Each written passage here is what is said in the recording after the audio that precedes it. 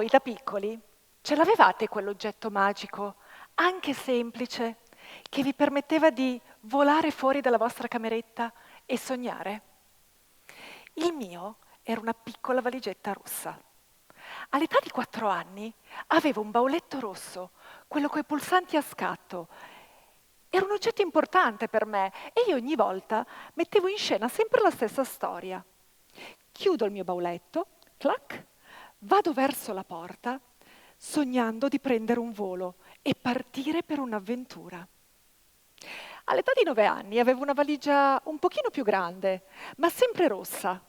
Quella con cui, come tutti i figli dei separati, mi spostavo tra mamma, papà e i nonni, che nel mio caso vivevano non soltanto in città diverse, ma anche in nazioni. Accanto ai mal di pancia tipici da distacco e l'emozione di vedere un genitore piuttosto che un altro, c'era una cosa che mi entusiasmava veramente tanto in quegli spostamenti: il volo. Finire con un portadocumenti al collo ed essere affidata ad un hostess di volo mi faceva vivere la magia di un'avventura. E la sola idea di volare mi dava energia e aumentava in me il desiderio di scoprire il mondo. Con una motivazione così forte, non stupisce che a soli 20 anni indossassi una divisa, quella di Alitalia, pronta per spiccare il mio volo. Era ancora l'epoca in cui in aereo destava fascino, ammirazione. Era l'unico mezzo di connessione di luoghi lontani. E io avevo realizzato il mio sogno, il volo. Volare appagava quel desiderio di scoperta e di avventura che era già iniziato durante la mia infanzia, quando i protagonisti eravamo io e la mia valigia rossa. Ma la vista privilegiata sopra i cieli del mondo e la conquista delle mie ali della libertà non mi hanno messa al riparo dalle cadute. Quella caduta in cui ci si fa anche male arriva all'improvviso, in silenzio, senza che te l'aspetti. La mia mi ha colto alla sprovvista, è stata surreale, un po' come quel quadro di Salvador Dalì, non so se lo conoscete, quello col nome lunghissimo, Il sogno del volo e dell'ape intorno a una melograna prima del risveglio. Io l'ho scoperto da poco e mi ci sono subito ritrovata, perché parla del risveglio di una donna dai suoi sogni tranquilli. Il mio primo risveglio dai sogni tranquilli è arrivato a 27 anni, quando dopo una gravidanza complicata ho dato alla luce il mio secondo figlio, Alessandro, con quasi 3 mesi di anticipo. Rivedo ancora lo sguardo del medico, mentre mi dice: signora, le condizioni del bambino sono molto gravi, si prepari al peggio. Finisco in un buio insopportabile, sento solo angoscia e impotenza. Vedere mio figlio così piccino attaccato a tutte quelle macchine è paralizzante e la sola idea di vivere una vita senza di lui mi fa desiderare di non esistere più. Fino a quando un giorno, improvvisamente, scatta in me qualcosa che mi ricollega alle mie ali, che mi sollevano dal letto e mi fanno guardare a quell'angoscia in un modo nuovo. Una forza che non pensavo di avere, perché effettivamente forse resta nascosta fino a quando non serve davvero. Una forza che richiede un coraggio particolare, che c'è, si trova in fondo al cuore e irrompe all'improvviso, riempiendo tutto di energia vitale che mi ha rimesso in movimento. Immaginiamola come una formula magica, con questi elementi: coraggio, cuore e azione. Il mio coraggio di agire l'ho trovato dopo 7 giorni in cui ero paralizzata a letto dalla paura di perdere il mio bambino. È scattato un qualche cosa per cui, anziché subire passivamente, ho deciso che avrei impiegato tutte quante le mie forze accanto a quel corpicino attaccato a decine di tubi e sospeso tra la vita e la morte, e che avrei lottato, sarei stata accanto a lui, pronta ad accettare qualunque cosa fosse accaduta. In quella svolta c'è stata una scelta consapevole, quella di uscire dalla paralisi, del terrore, smettere di sentirmi vittima degli eventi e diventare protagonista. Una scelta che ha cambiato tutto e che ha rimesso in moto l'energia, grazie a coraggio, cuore e azione. E da quel momento in poi, come per magia, mio figlio è uscito fuori dal coma. Un miracolo oltre i limiti e le aspettative della medicina? Forse.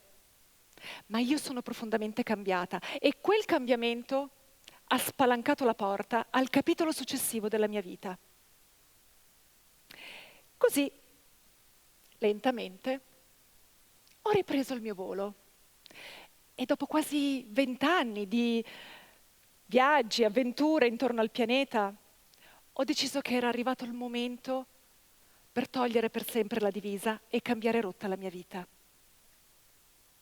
Fino ad allora credevo di aver vissuto molte esperienze, superato diverse sfide.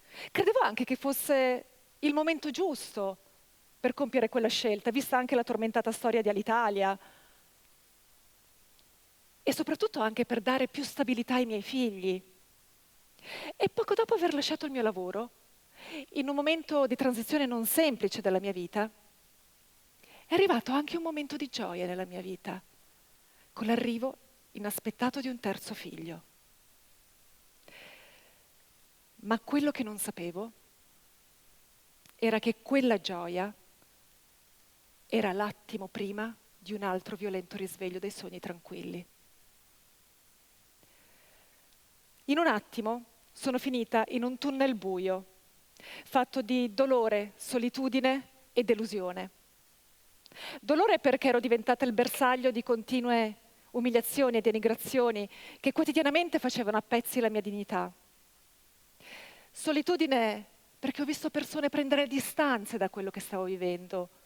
Leggevo nei loro sguardi un pensiero ricorrente che semplifica tutto in un «vabbè dai, se ci sei finita dentro in questa situazione te la sarai cercata».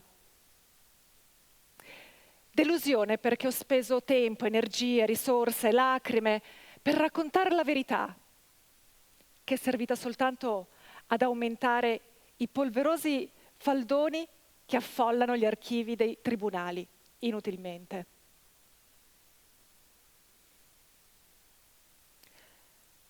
Stavo vivendo un lungo incubo, sembrava non finire più.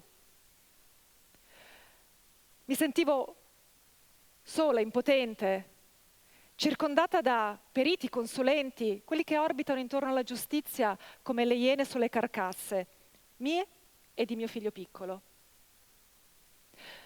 Uno di quegli incubi, non so se vi è mai capitato di sognare, di urlare a squarciagola ma in modalità muta. Un urlo straziante, dove però nessuno sente e si accorge di nulla. E io cercavo disperatamente aiuto, ma senza mai trovarlo. Nel momento della mia vita in cui mi sentivo più fragile, avevo perso tutto. Avevo perso la mia stabilità, avevo perso la mia indipendenza, avevo perso la mia autostima e soprattutto avevo perso le mie ali. Fino a quando mi sono resa conto che in realtà l'aiuto lo stavo cercando dalla parte sbagliata. Perché nella mia vita trascorsa sugli aeroplani avevo ripetuto centinaia di volte che in caso di emergenza, in caso di mancanza d'ossigeno in cabina, bisognava prendere una maschera e tirarla energicamente verso di noi, coprendo naso e bocca e respirare normalmente. E solo dopo aiutare coloro che hanno bisogno della nostra assistenza. La svolta è stata proprio in quel energicamente verso di noi. Perché in un'azione energica verso me stessa, in cui ho ritrovato quella forza nascosta che ha dato il via ad una trasformazione. E la prima cosa giusta che ho fatto, mentre vivevo in affanno, è stata quella di sviluppare una relazione con la parte più autentica di me. Come una radio, dovevo risintonizzarmi sui miei reali valori, ascoltare i miei bisogni, le mie ambizioni. Ed è nella relazione con me stessa che ho trovato, e non soltanto nel prendermi cura delle mie fragilità e delle mie paure, che ho scoperto in realtà che proprio quella parte che stavo più difendendo nel mio cuore, in realtà c'era una via di uscita. E grazie a coraggio, cuore e azione ho ritrovato le mie ali. Perché è proprio nel cuore che ho scoperto una forza che non avrei mai creduto possibile, quella del perdono. Intendiamoci, un perdono che non ha nulla a che vedere con un condono o con un salvacondotto immeritato, ma con un dono che ho fatto a me stessa e che mi ha permesso di liberarmi di tutti quei pesi che non mi servivano più e spiegare le mie ali ed elevarmi oltre le prepotenze, oltre le umiliazioni, oltre alla rabbia per l'ingiustizia subita, oltre. E dopo che ho iniziato a respirare normalmente, ho potuto aiutare anche coloro che avevano bisogno della mia assistenza, i miei figli. È incredibile che proprio dal cuore, la parte che più credevo ferita, io abbia ritrovato quell'energia, il propellente che mi ha lanciata al livello successivo della mia vita, facendomi arrivare veramente a traguardi che non avrei mai pensato possibili. È come se avessi dovuto vivere molte vite in una per poi imparare che in realtà non ci sono limiti a quello che possiamo fare e a dove possiamo arrivare, se non quello che ci mettiamo noi. L'unico grande limite di cui bisogna assolutamente disfarci è il non sapere chi siamo veramente, di che cosa siamo realmente capaci. Il credere di essere fragili, inadeguati o sfortunati è un grosso inganno.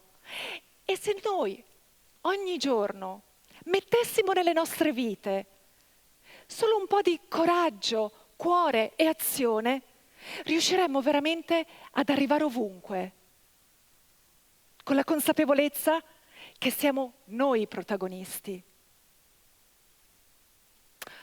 E se io oggi vi regalo il mio bauletto rosso, voi da domani che cos'è che scegliete di metterci dentro per spiegare le vostre diali?